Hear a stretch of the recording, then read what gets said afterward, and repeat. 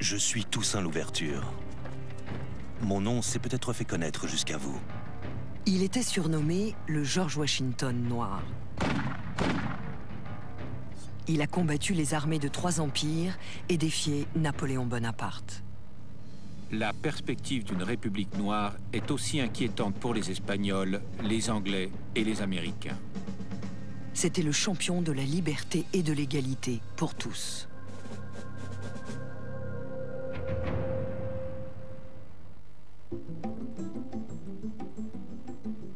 Haïti est toujours décrit comme le pays le plus pauvre de l'hémisphère nord. Mais à l'époque de son apogée, sous le nom de Saint-Domingue, c'était la colonie la plus riche des Amériques. Mais cette richesse était basée sur l'esclavage, sur la possession de ce capital humain.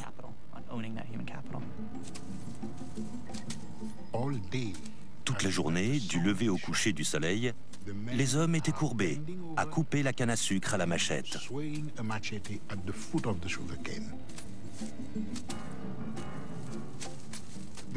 Ils étaient totalement déshumanisés. C'étaient devenus des animaux et on les traitait comme tels. La domination du maître devait être absolue. Et c'est cet absolutisme qui conférait un statut qui n'avait plus rien d'humain. Liberté, égalité, fraternité, c'étaient des concepts nouveaux. Toussaint Louverture était quelqu'un de profondément humain. Il a pris conscience très tôt de l'aspect totalement intolérable de sa condition. Il a recruté entre 3000 et 4000 hommes qu'il a entraînés. Et ensemble, ils ont combattu les armées françaises, anglaises et espagnoles pendant 12 ans. Ils brûlaient les machines, ils brûlaient les cultures dans les plantations, ils brûlaient les maisons. Ça a été un massacre à grande échelle. L'heure de leur revanche avait sonné.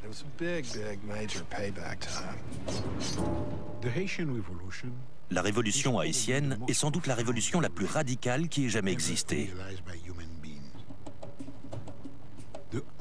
C'est le seul endroit au monde où des esclaves aient réussi à créer une nation. Mais personne ne veut en parler.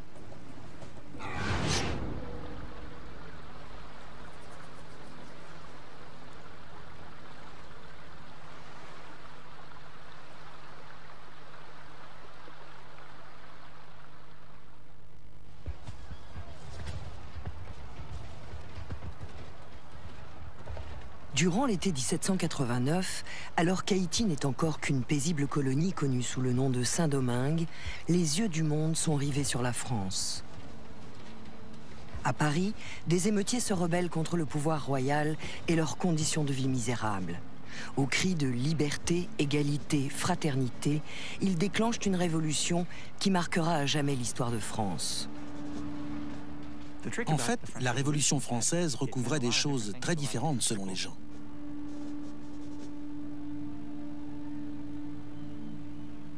Dans les rues de Paris, la Révolution signifie la fin des privilèges accordés aux riches.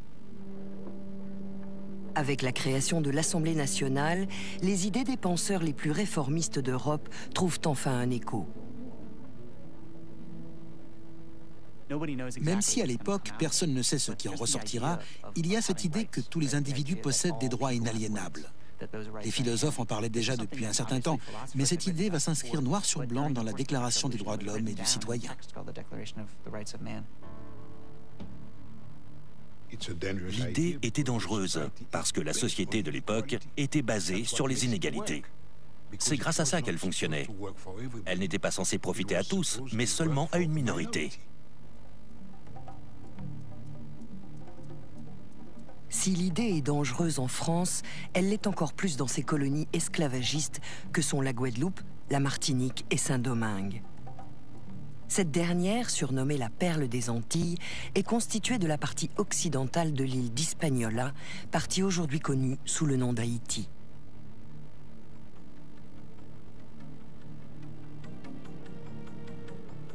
On croit souvent qu'à l'époque, les distances entravaient la communication. Or, pas du tout. Les nouvelles allaient extrêmement vite.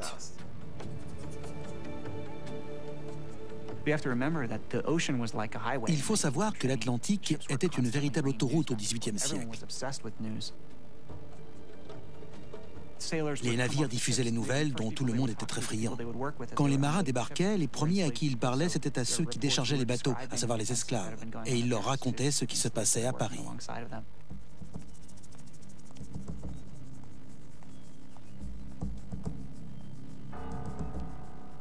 Mais rares sont les esclaves qui osent croire à ces idées démocratiques venues de France.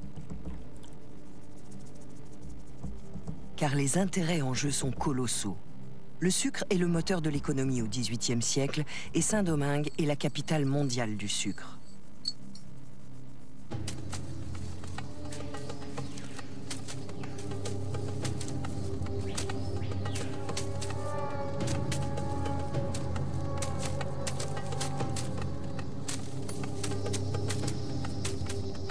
En France, les réformistes préfèrent eux aussi fermer les yeux sur les souffrances engendrées par le système esclavagiste.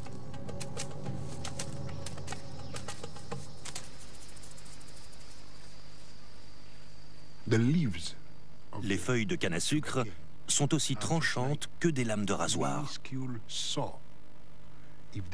On ne se rend compte qu'on s'est coupé que lorsque la transpiration entre dans la plaie parce que ça brûle. Au niveau du sol, il y a des colonies de fourmis qui vous attaquent. Et ensuite, vous vous grattez pendant des heures. Si un esclave refusait de travailler, la loi permettait de l'abattre purement et simplement. Le concept même de l'esclavage est totalement bestial. Et les Français en ont fait une véritable science. Les esclaves en provenance d'Afrique ne survivaient pas 3 ans dans ce système. Cette exploitation se résumait à des statistiques. Et elle fonctionnait très bien.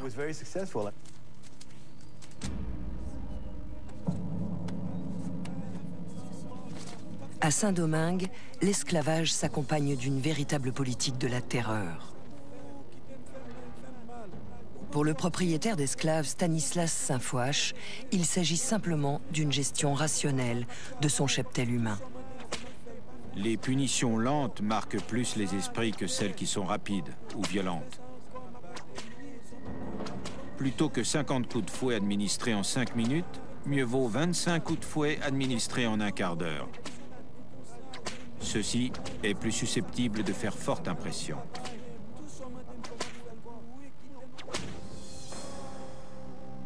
La description des tortures infligées aux esclaves est souvent effroyable. On amputait un bras ou une jambe à ceux qui avaient essayé de s'enfuir. On frottait leurs plaies avec de la chaux ou du piment.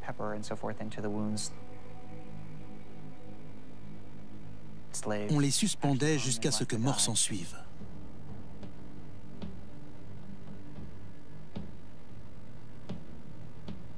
Dans ces plantations, la vie des esclaves avait si peu de valeur que les tortures ont atteint un degré de cruauté et de raffinement inimaginable.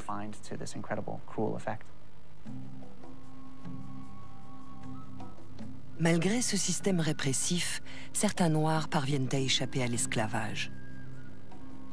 Beaucoup sont nés libres parce qu'ils sont les enfants illégitimes d'un propriétaire blanc. Les autres ont gagné leur liberté grâce à leur intelligence ou à leur talent. C'est le cas de Toussaint Louverture. Né dans l'esclavage, j'avais reçu de la nature l'âme d'un homme libre.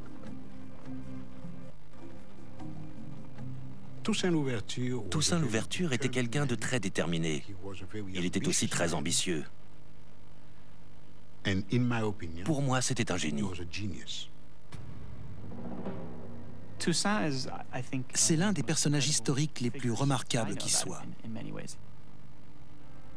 Il est né et il a grandi dans une plantation de Saint-Domingue. Le propriétaire de cette plantation est un homme tolérant et ouvert pour l'époque. Enfant, Toussaint a ainsi pu apprendre à lire et à écrire. Il a fini par occuper un rôle privilégié dans la plantation en tant que cocher. Donc il était à la fois en relation avec les contremaîtres et les propriétaires. Quand il obtient sa liberté dans les années 1770, il se met alors à briguer d'autres fonctions. Et c'est là la clé pour comprendre ce personnage. Il voyait des opportunités que les autres ne voyaient pas.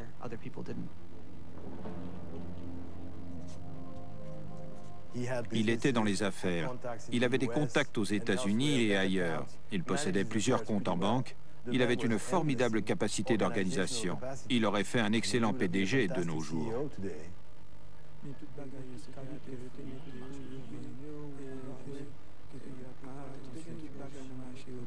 On ignore quelle a été la réaction de Toussaint Louverture à l'annonce de la Révolution française. Mais chez les colons blancs de Saint-Domingue et parmi la population métisse libre, c'est la stupéfaction. En 1789, il y avait à Saint-Domingue environ 40 000 blancs et 30 000 métis, descendants de ces blancs qui possédaient eux-mêmes des terres, des esclaves et qui étaient des hommes d'affaires accomplis. Donc la plupart avaient des relations étroites avec la classe dirigeante. Il faut savoir qu'en matière de race, il n'y avait pas que des blancs et des noirs. Il y avait toute une multitude de mélanges et de dégradés de marron.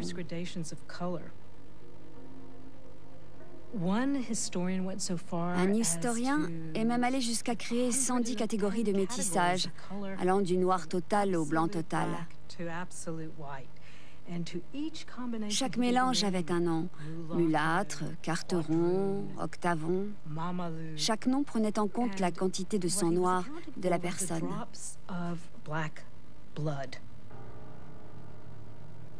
Grâce à la Révolution, les colons blancs espèrent obtenir une plus grande liberté de gestion des colonies. La population métisse espère, elle, des changements plus radicaux.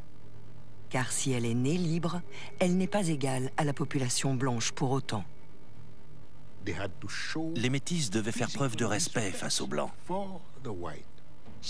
Ils devaient se lever en leur présence, les appeler monsieur, madame ou par leur titre. Ce n'était pas une situation facile pour eux. Et c'est pour ça qu'ils ont été les premiers, avant les Noirs, à réclamer l'égalité. En 1791, la population métisse de Saint-Domingue est bien décidée à saisir sa chance. Elle envoie une pétition au nouveau gouvernement français en demandant à jouir des mêmes droits de citoyens que les Blancs. C'est un message très fort qu'ils envoient à une société explicitement basée sur les inégalités. C'est une demande explosive. Cette pétition déclenche la fureur de la population blanche de Saint-Domingue. Les petits colons entament alors une vaste campagne d'intimidation. Ils menacent, passent à tabac et assassinent bon nombre de métis dans la capitale, Cap-Français.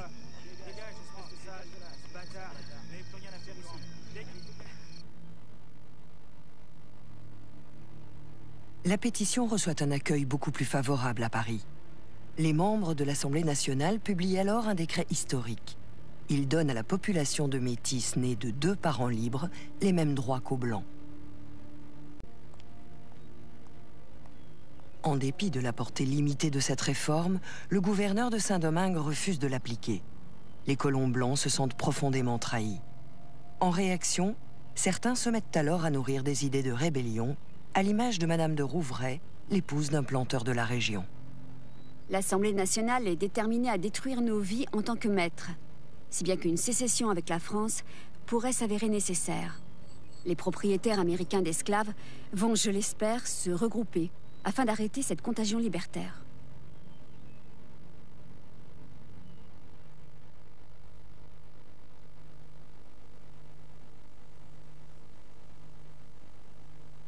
Le Seigneur qui a créé le soleil pour nous éclairer d'en haut, qui déchaîne les flots et fait gronder le tonnerre, nous observe. Boukman Duty, esclave et prêtre vaudou. Abandonnez l'image du Dieu des Blancs qui a soif de nos larmes et écoutez la voix de la liberté qui parle dans le cœur de chacun d'entre nous. En août 1791, tandis que les Blancs et les Métis de Saint-Domingue s'apprêtent à engager le bras de fer, Boukman Dutty lance un appel aux Noirs des plantations. Ces derniers, qui ont été faits prisonniers dans différentes parties d'Afrique, partagent un culte commun, le vaudou. Le vaudou, c'est l'esprit de nos ancêtres, c'est une religion. C'est le mode de vie de l'Haïtien. C'est plus qu'une religion, c'est notre façon de vivre, c'est notre force de... Le vaudou est libérateur, le vaudou est dignité, le vaudou est sagesse, et le vaudou, c'est notre tradition. Boukman leur donne rendez-vous dans un lieu baptisé Bois Caïman pour mettre au point une stratégie.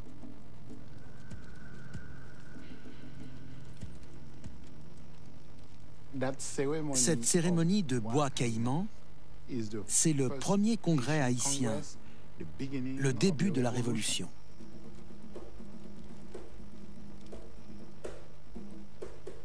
C'est dans cette réunion où l'Africain décide de n'être plus esclave, d'être libre, déjà là dans la tête, de casser cette chaîne dans la tête, de dire voilà, à partir de cette cérémonie, on prend l'Africain a pris son destin en main.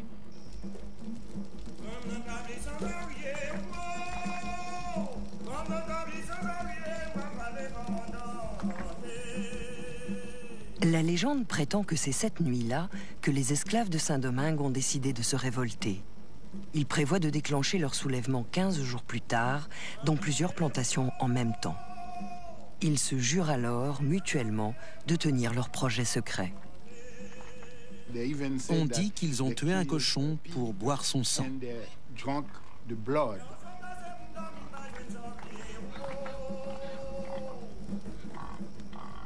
C'est ce qu'on appelle la communion.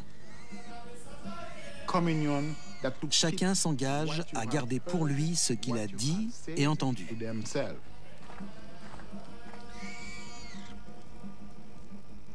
Le Dieu des Blancs les pousse à commettre des crimes. Notre Dieu réclame vengeance. Il dirigera notre main, il nous aidera.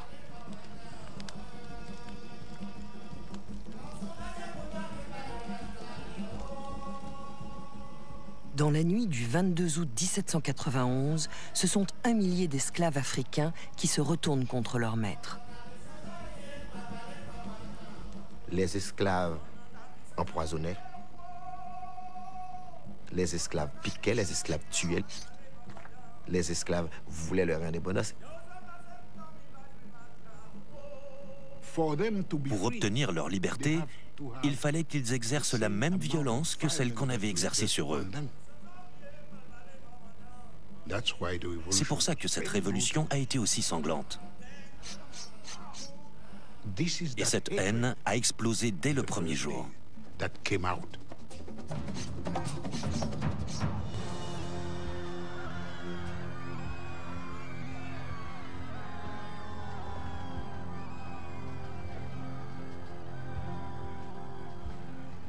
Le nombre de rebelles passe alors de 1000 à 20 000. Les esclaves libérés brûlent les champs de canne et les raffineries de sucre afin de détruire le système qui les a asservis.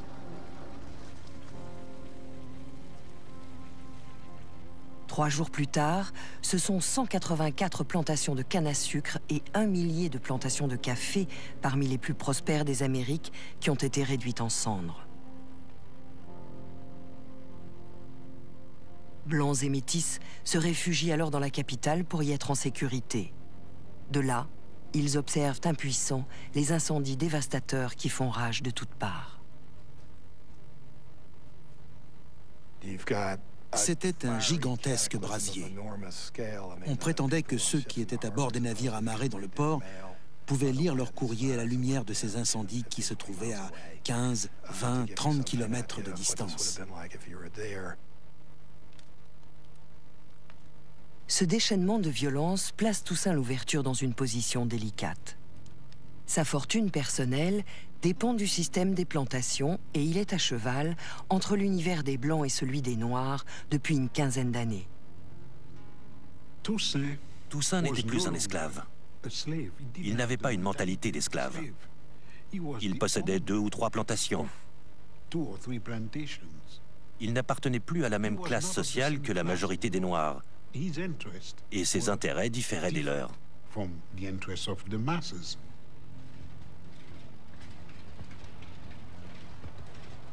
Sa première réaction à cette explosion de violence n'est cependant motivée ni par l'argent ni par la couleur de peau.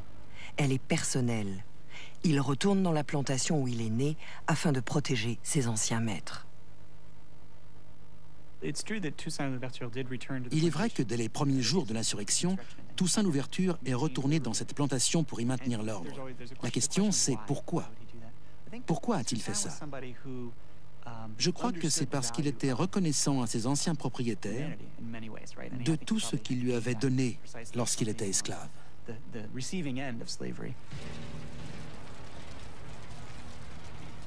Tandis que Toussaint aide son ancien propriétaire à échapper aux exactions, dans la capitale, les Blancs repoussent les assauts des insurgés et se regroupent bientôt pour lancer leur propre offensive.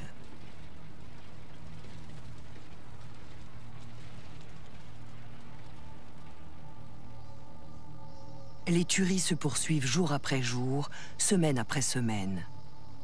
Pamphile de la Croix, un colon français, décrit la situation sur place.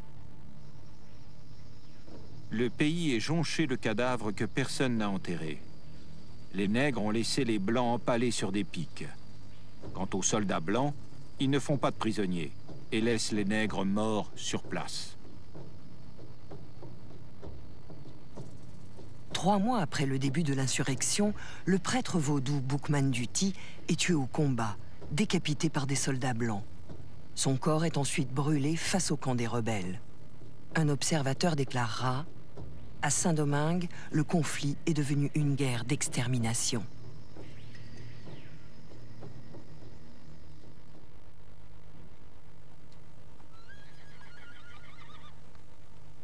À l'automne 1791, Toussaint Louverture est obligé de choisir son camp. Bien qu'il ait femme et enfants et qu'il court le risque de perdre sa liberté, il n'hésite pas un instant.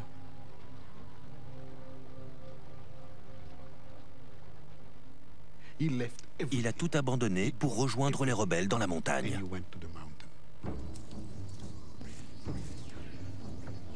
Les 500 000 esclaves que compte la colonie sont 12 fois plus nombreux que les colons blancs. Mais ils n'ont ni vision à long terme, ni réelle stratégie militaire pour poursuivre le mouvement.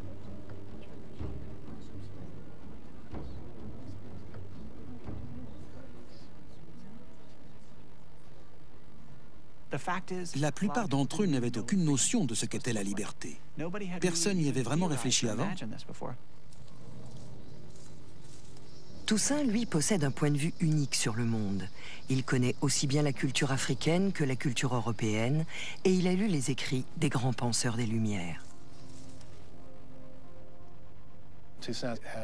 Toussaint avait très certainement lu un texte de l'abbé Raynal dans lequel il expliquait que le système esclavagiste colonial, en raison du nombre d'esclaves en présence et des souffrances qu'ils enduraient, allait donner naissance à un meneur noir. Je crois que Raynal parlait même d'un Spartacus noir. Un lettré comme Toussaint avait forcément eu connaissance d'un texte pareil. Grâce à sa culture et à ses capacités intellectuelles, il prend une place prépondérante parmi les chefs de la rébellion qui tentent de mettre sur pied une armée noire. En décembre 1791, soit 4 mois après le début de l'insurrection, l'enthousiasme des Noirs commence à faiblir. Qui plus est, le nouveau gouvernement français vient d'envoyer 10 000 soldats supplémentaires pour aider les colons à rétablir l'ordre à Saint-Domingue. Dans la montagne, les insurgés n'ont plus grand-chose à manger et la famine les pousse bientôt à se rendre par milliers.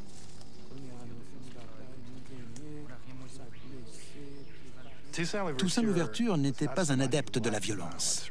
Il était capable d'user de la force si la situation l'exigeait, mais il préférait de loin la négociation, la diplomatie, la ruse. Cependant, ça ne lui posait aucun problème d'avoir recours à la violence en dernier ressort. Les rebelles lui demandent alors de rédiger une proposition d'accord. En échange de la libération de 200 meneurs noirs et de meilleures conditions de travail, le texte prévoit le retour de la plupart des insurgés dans les plantations. La dure réalité du XVIIIe siècle a eu raison d'une partie de leurs exigences. Rétrospectivement, il est facile de regarder ce texte et de dire qu'il vend ceux qui se sont rebellés. C'est aussi une tentative pour faire changer les choses. En fait, il était difficile pour les gens de l'époque de concevoir la disparition totale de l'esclavage.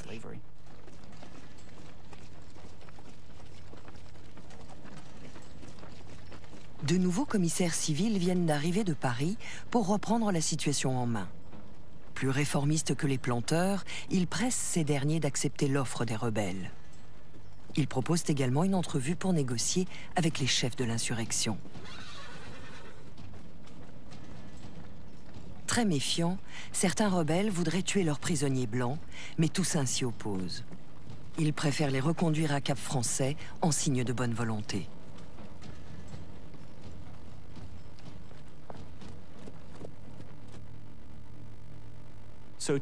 Toussaint est envoyé pour négocier un accord avec les planteurs. Il ne s'agit pas seulement d'obtenir la libération de plusieurs meneurs noirs, mais également d'imposer certains changements dans les plantations. Des petits changements auxquels la plupart des insurgés tiennent. Est-ce que ce petit groupe de chefs rebelles aurait pu dire aux insurgés « Maintenant, reprenez le travail, remettez vos chaînes » ? Je ne sais pas. Quoi qu'il en soit, les Blancs ne leur ont pas donné l'occasion de le faire. Les Blancs ont dit non à cet accord, parce qu'à ce moment-là, ils voulaient se venger. Ils s'estimaient victimes de la situation, oubliant totalement ce qu'ils avaient fait depuis 3 siècles. Donc ils devaient prendre leur revanche. Ils n'étaient prêts ni à oublier, ni à pardonner. D'où leur refus. Certes, Toussaint avait pris les armes contre eux, mais il avait aussi fait beaucoup de concessions, notamment au sein de son propre camp. Il s'était battu pour que les prisonniers soient bien traités et pour préparer leur échange. Cela met immédiatement fin aux négociations. Sans le savoir, les colons viennent de gâcher l'unique occasion qu'ils auront de régler pacifiquement ce conflit.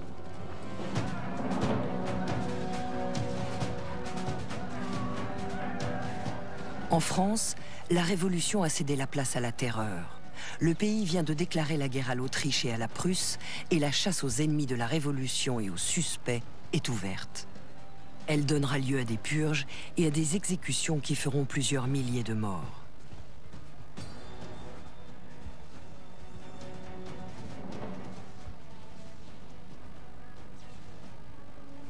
Puis, le 21 janvier 1793, le roi Louis XVI est guillotiné. En France, les événements s'emballent, ce que personne n'avait vraiment prévu.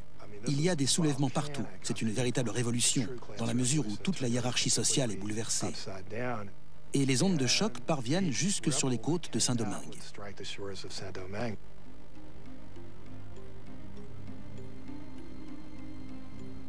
L'une de ces ondes de choc va prendre les traits d'un commissaire civil du nom de Léger-Félicité Sonthonax. Ce révolutionnaire a des idées bien arrêtées sur la vie dans les colonies. Sonthonax arrive à Saint-Domingue précédé par une mauvaise réputation. Des gens de France avaient écrit aux colons pour les prévenir que c'était un abolitionniste, qu'il voulait mettre fin à l'esclavage. Malgré les tensions, la population métisse de la colonie a réussi à conserver sa fragile entente avec les Blancs. Pour faire en sorte que cela continue, Sonthonax crée un conseil représentatif et invite des mulâtres à y siéger. Il fait même entrer des métis au sein du gouvernement colonial. Clairement, beaucoup de planteurs étaient furieux et ils le considéraient comme un saboteur.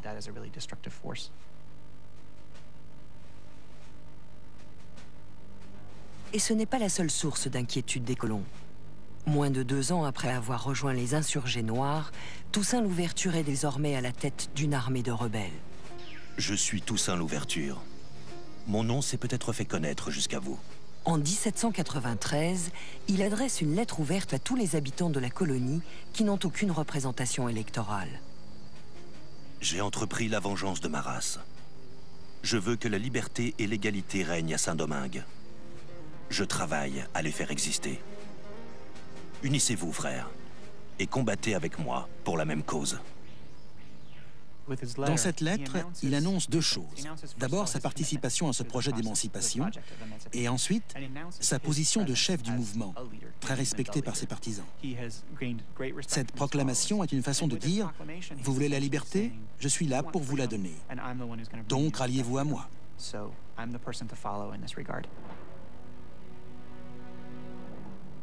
Cette lettre est également l'occasion de s'adresser au monde entier, et notamment à l'Espagne. Les Espagnols voulaient ravir cette colonie à la France pour deux raisons. La première, c'est qu'elle restait extrêmement prospère, malgré la rébellion. Et la deuxième, c'est que cette prospérité était utilisée par les Français contre l'Espagne.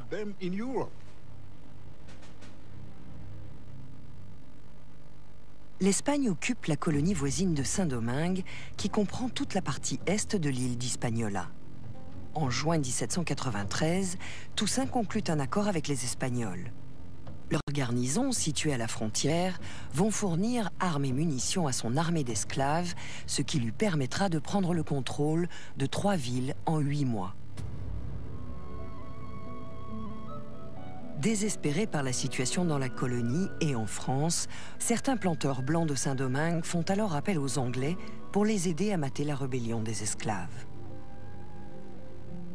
Les armées françaises, espagnoles et britanniques se retrouvent donc face à face pour la possession de cette petite colonie antillaise.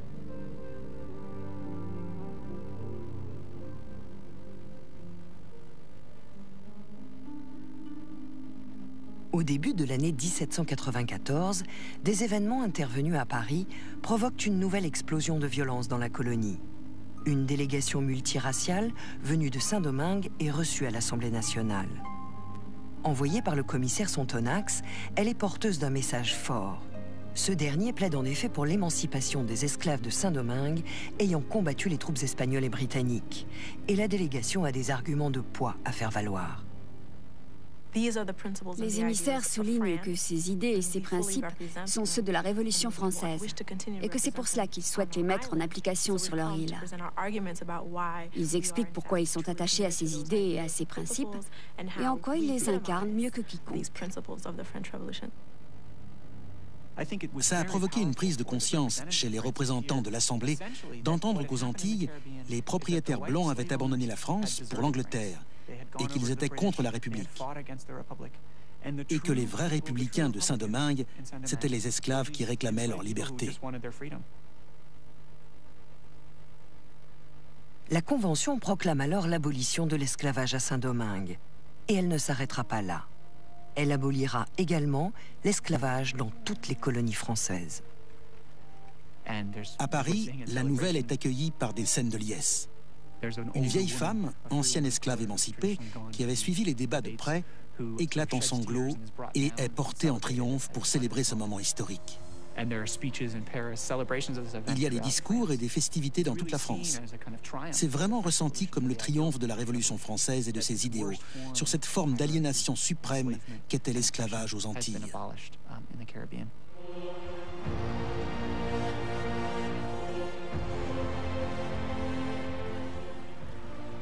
L'événement est sans précédent.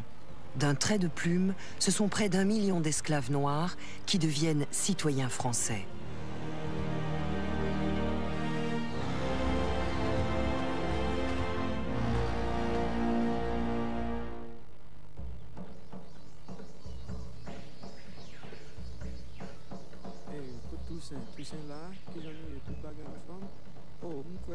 La nouvelle de l'abolition de l'esclavage ne tarde pas à se répandre à Saint-Domingue.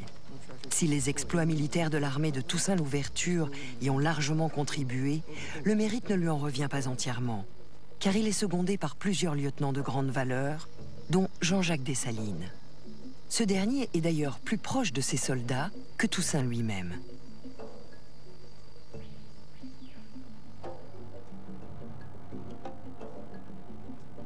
Dessalines avait été souvent fouetté lorsqu'il était esclave, et il en gardait dans le dos des cicatrices impressionnantes qu'il aimait exhiber à l'occasion.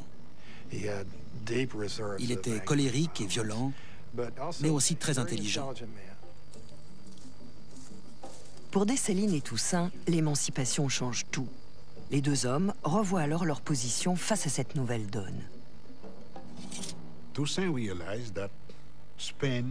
Toussaint savait que l'Espagne avait un roi, que l'Angleterre avait un roi, et que seuls les Français parlaient de liberté, d'égalité et de fraternité, et du fait que tous les hommes étaient égaux en droit.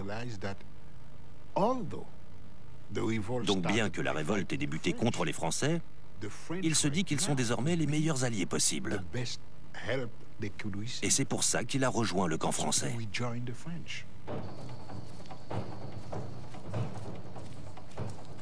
Après 3 ans de rébellion, Toussaint Louverture redevient un loyal citoyen français, tout comme ses partisans.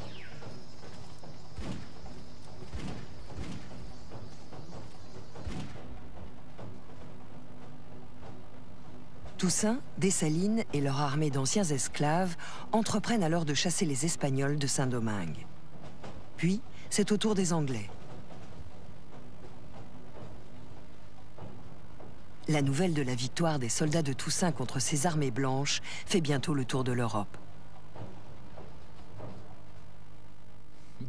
Ça ne leur plaisait pas du tout qu'un général noir mette en déroute les armées blanches. Ils n'aimaient pas ça du tout. Partout, les propriétaires d'esclaves sont inquiets. Aux États-Unis et à Cuba, on ne voulait pas laisser entrer les Français blancs, de peur qu'ils répandent la nouvelle. Si on leur avait demandé pourquoi ils quittaient Saint-Domingue, ils auraient dit que c'était à cause de l'émancipation des Noirs. Nous avons affronté le danger afin de gagner notre liberté. Et nous sommes prêts à braver la mort afin de la conserver. Les esclaves ont autrefois accepté leur chaîne parce qu'ils n'avaient pas connaissance d'un autre État que l'esclavage. Mais ces jours sont révolus. Les habitants de Saint-Domingue préféreraient être enterrés dans les ruines de leur pays que d'accepter le retour à l'esclavage. La véhémence de son langage montre à quel point Toussaint est attaché aux idéaux démocratiques. Mais l'homme a aussi une autre facette. Tous ceux qui lui faisaient de l'ombre finissaient soit assassinés, soit déportés.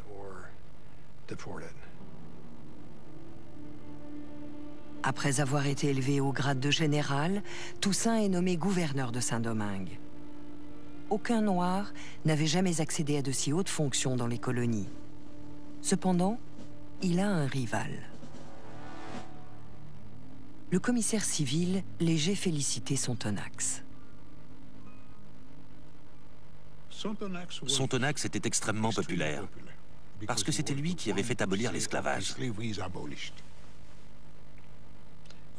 Il était très apprécié, et les Noirs le surnommaient Papa Sontonax, ce qui ne plaisait pas beaucoup à Toussaint. Toussaint a été très ami avec Sontonax tant que celui-ci lui a été utile. Dès qu'il ne lui a plus été d'aucune utilité, il l'a écarté. C'est aussi simple que ça. En 1797, Toussaint n'a plus besoin de Sontonax. Grâce à d'habiles manœuvres politiques, il isole ce dernier et le force à quitter l'île en août 1797. Une fois de plus, il a réussi à avoir le dernier mot.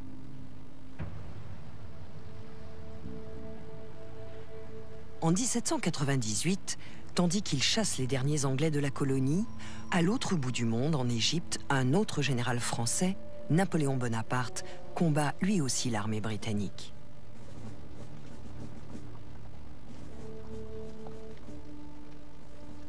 Toussaint et Napoléon ont beaucoup de points communs. Tous les deux sont un peu en marge de la société française et ils ont tous les deux réussi grâce à leur génie militaire. C'est ce qui leur a permis de devenir de grands hommes politiques. Mais les victoires de Napoléon vont bientôt menacer Toussaint. Quelques mois après la campagne d'Égypte, Napoléon revient à Paris pour y mener un coup d'État qui marque la fin du Directoire. Il devient alors premier consul et prend les rênes du pouvoir.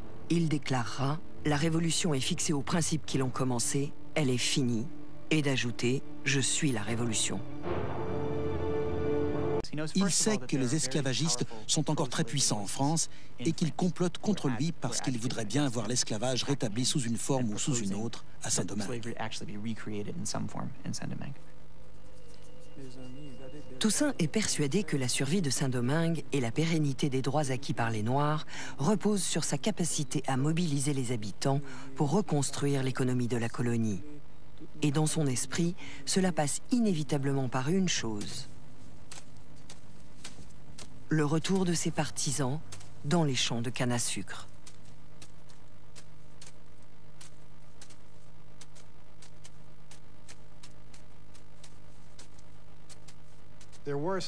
Il a de bonnes raisons d'œuvrer pour ça. En fait, à ce moment-là, il est pieds et poings liés. Pour maintenir la paix sociale, il doit rétablir la productivité des plantations, ce qui veut dire remettre sur pied le commerce du sucre. Mais les Noirs n'avaient pas envie de retourner couper la canne. Donc il a dû les forcer à reprendre le travail. Et ils ont fini par se dire que ce n'était pas très différent de l'esclavage. Il était dur, peut-être même un peu trop dur avec les Noirs en certaines circonstances. Mais il était obligé d'agir comme ça.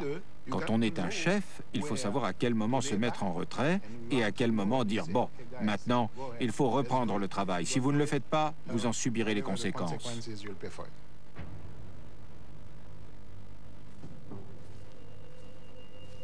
Mais la plupart des anciens esclaves ne l'entendent pas de cette oreille.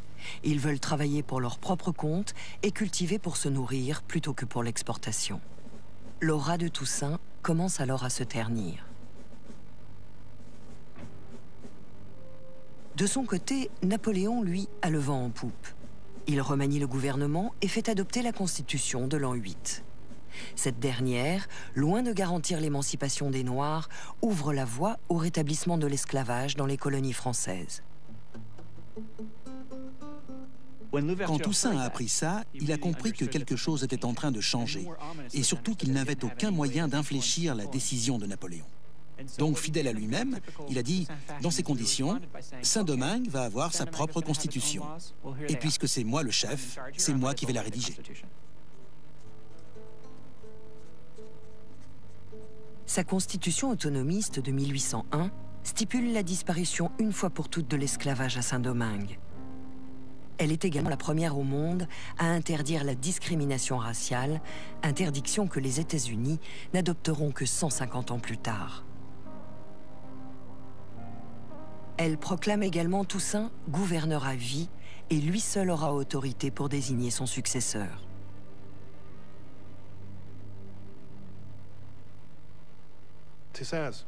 Pour moi, Toussaint Louverture est un héros. Mais cette décision n'était pas une bonne idée, parce qu'elle a instauré une dictature militaire permanente qui continue à poser problème en Haïti 2 siècles plus tard. Il aurait pu faire ce qu'il voulait sans ça. Ce qui est sûr, c'est que ça a fait enrager Napoléon. Bonaparte ne veut plus entendre parler de révolution, pas plus que le président américain Thomas Jefferson.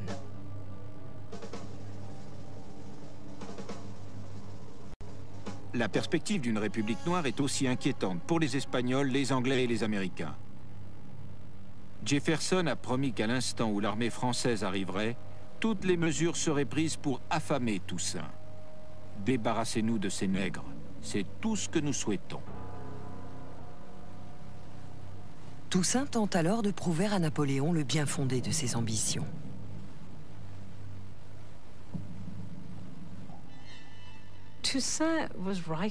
Il a écrit à Napoléon. Il voulait qu'on reconnaisse qu'il avait tout fait pour garder Saint-Domingue dans le giron français. Mais ses efforts seront vains. En 1802, Napoléon envoie une force expéditionnaire de plus de 31 000 hommes à Saint-Domingue. Sa mission est simple, rétablir l'ordre et l'autorité de la France dans la colonie.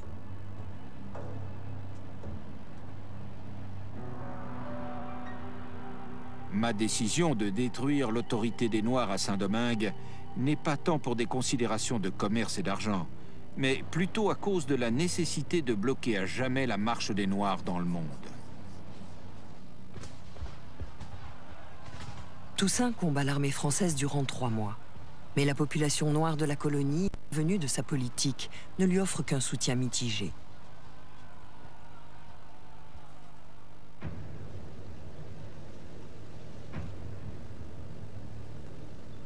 Le 6 mai 1802, Toussaint Louverture se rend. Il est autorisé à conserver son grade et est assigné à résidence. 1 mois plus tard, il est convoqué par le général en chef de l'expédition de Saint-Domingue, le général Leclerc. Si je voulais compter tous les services que j'ai rendus dans tous les genres de gouvernement, il me faudrait plusieurs volumes. Encore n'en finirais-je. Arrêtez-le.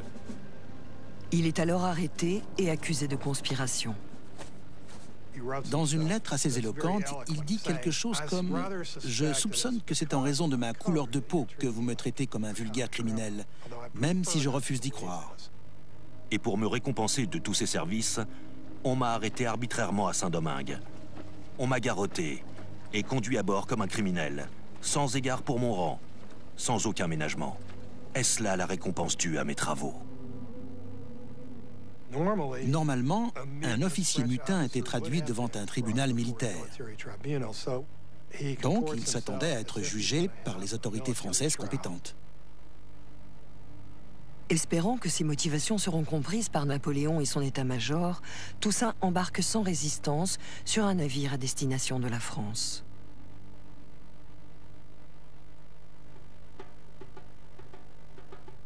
Après son départ, le calme continue à régner dans la colonie. Jean-Jacques Dessalines et les autres officiers noirs poursuivent leur coopération avec le général Leclerc. Puis, de la Guadeloupe toute proche, arrive une nouvelle qui fait l'effet d'une bombe. Napoléon a réinstauré l'esclavage. Leclerc pensait qu'il avait mis Dessalines dans sa poche, qu'il le tenait sous sa coupe. Mais il se trompait lourdement. Saint-Domingue connaît alors une nouvelle explosion de violence qui pousse Dessalines à se désolidariser des Français. Une fois de plus, les anciens esclaves se rebellent contre une armée européenne. Dessalines va tout mettre en œuvre sans exception pour éliminer ceux qui vont à l'encontre des intérêts du peuple.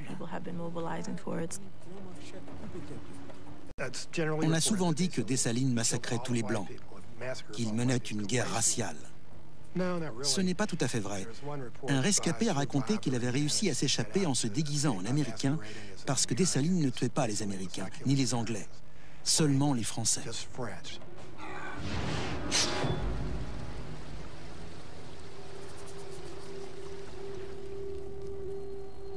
Un autre rescapé blanc, Pierre Chazotte, fait une description de la colonie à feu et à sang.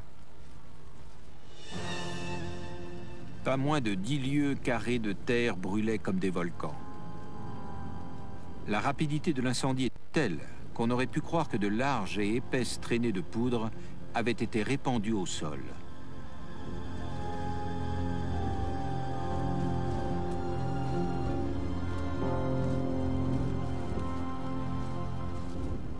Dessalines et ses hommes pratiquaient la politique de la terre brûlée. Ils incendiaient les villes pour que les Français ne trouvent rien et soient obligés de partir. Et cette tactique de la terre brûlée finit par porter ses fruits. En 1803, l'armée française vaincue quitte Saint-Domingue. 15 000 soldats français ont trouvé la mort sur place. La colonie devient alors la première république noire de l'histoire.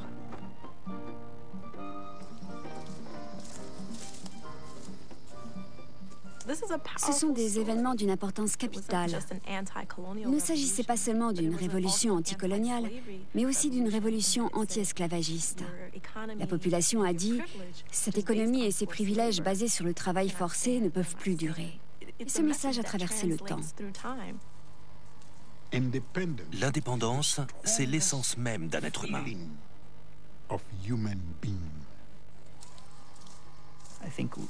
Nous avons tous hérité de quelque chose de cette révolution. parce que c'était la première fois qu'on faisait valoir l'égalité des droits pour tous. Ce sont des faits historiques que tout le monde devrait connaître, parce que ça montre ce que l'espèce humaine, et pas seulement les Noirs, est capable de faire. Toussaint Louverture ne vivra pas assez longtemps pour voir l'indépendance de son pays, à laquelle il avait tant œuvré. Emprisonné au fort de Joux, dans le Jura, il mourra d'une pneumonie dans sa cellule le 7 avril 1803. Avant de partir pour la France, il écrira « En me renversant, vous avez seulement abattu le tronc de l'arbre de la liberté des Noirs. Mais il repoussera par les racines, car elles sont nombreuses et très profondes. »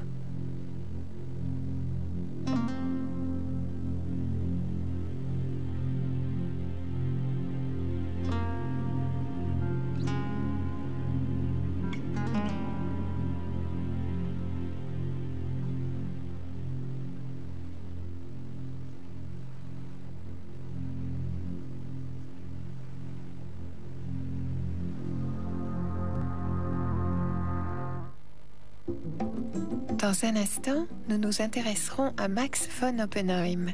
Cet archéologue fit au début du XXe siècle